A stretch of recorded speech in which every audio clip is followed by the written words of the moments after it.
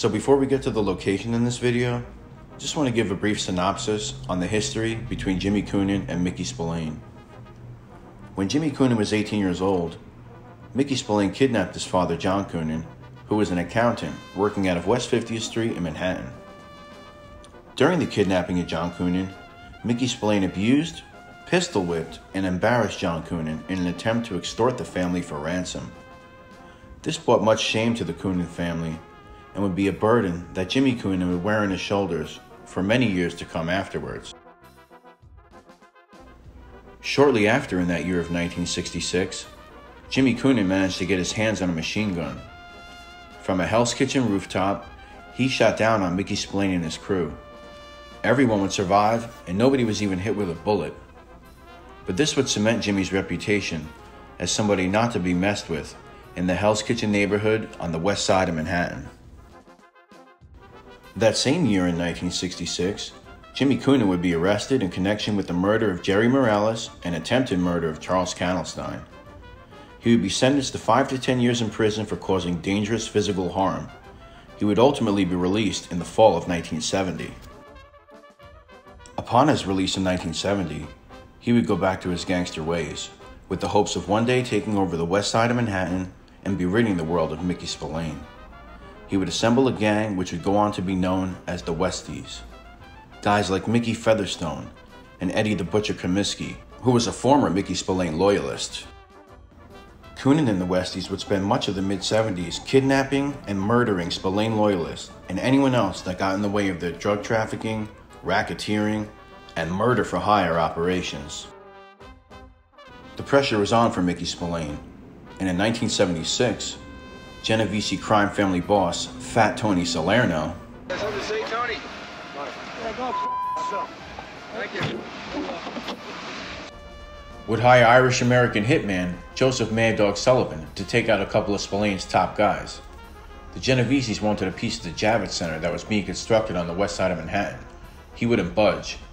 He'd soon flee out of Manhattan and take up residence in Woodside, Queens. In May of '77, Jimmy Coonan takes out well-renowned loan shark and mob associated Ruby Stein. He was a one-time enforcer for Ruby Stein, but owed him a lot of money. He figured it'd be easier just to get rid of him. This would catch the attention of Gambino crime family boss Paul Castellano. Coonan and Mickey Featherstone were summoned to Tommaso's restaurant in Brooklyn, New York, to meet with the Gambinos and representatives from the Genovese crime family.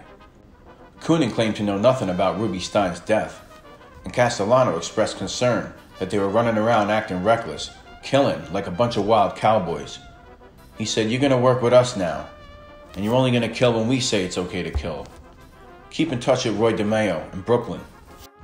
Roy DeMeo was a Gambino crime family mobster who was a part of the Brooklyn faction. He was a ruthless killer who had a ruthless crew around him, most of which he mentored himself. By this time, Roy DeMeo would already have been involved in dozens of murders and had a highly successful auto theft operation. He was a master of dismemberment and known for making people disappear. Just the perfect guy to team up with Jimmy Coonan and the Westies. Well, let's not forget about Mickey Spillane. He was still Jimmy Coonan's favorite thorn in his side. With his budding relationship with Roy and his connections to the Gambino crime family, he was finally going to be able to do something about his decade-long nemesis, Mickey Spillane. And on Friday, the 13th of May, 1977, the Roy DeMeo crew would make their way over to Woodside, Queens, New York City. That is the Brooklyn-Queens Expressway. And we are right now on 59th Street in Woodside, Queens. Just want to show you these stairs over here. I thought they were pretty cool.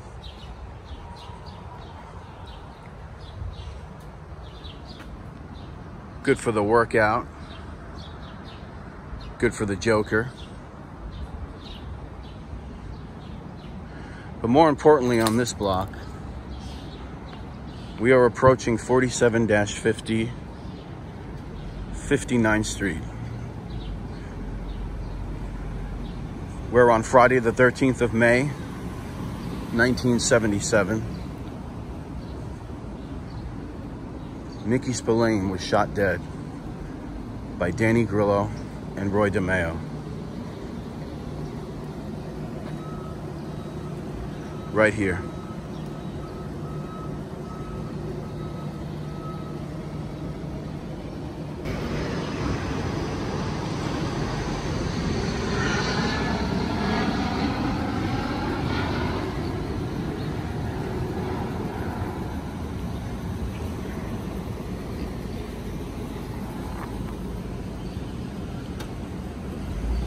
Now, there's two accounts of how this happened.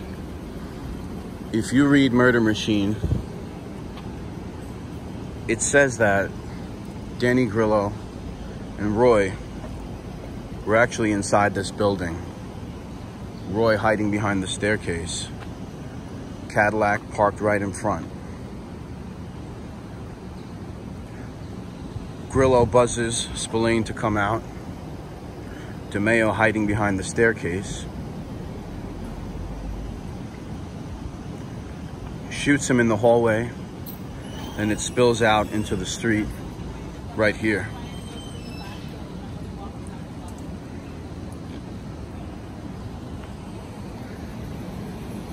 The other account from TJ English's Westie's book says that Grillo buzzes Spillane. He comes outside. Sorry about the noise. LaGuardia Airport, close by.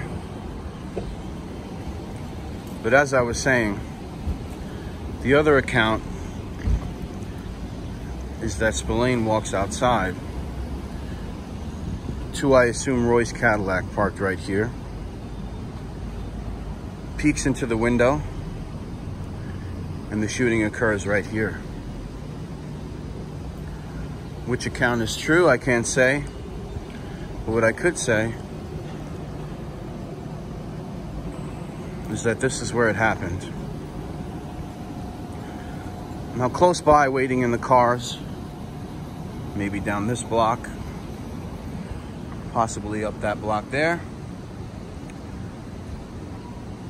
the Gemini twins, Anthony Center, Joey Testa, waited in one car, while Henry Borelli and Chris Rosenberg waited in another car.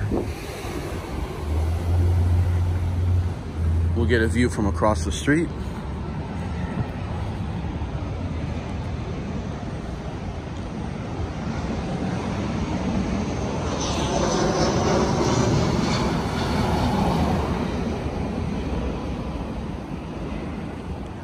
This is where it happened. Now, speaking after, Roy talks to Coonan and says he has a early birthday gift for him, referencing this hit. He also says that while Spillane was shot on the ground, he says he was supposed to get Mickey and Jimmy. They didn't know what that meant, but I guess Coonan and Featherstone, in his mind, were the ones supposed to get hit. This is where it happened. Right here at 4750 59th Street, Woodside, Queens.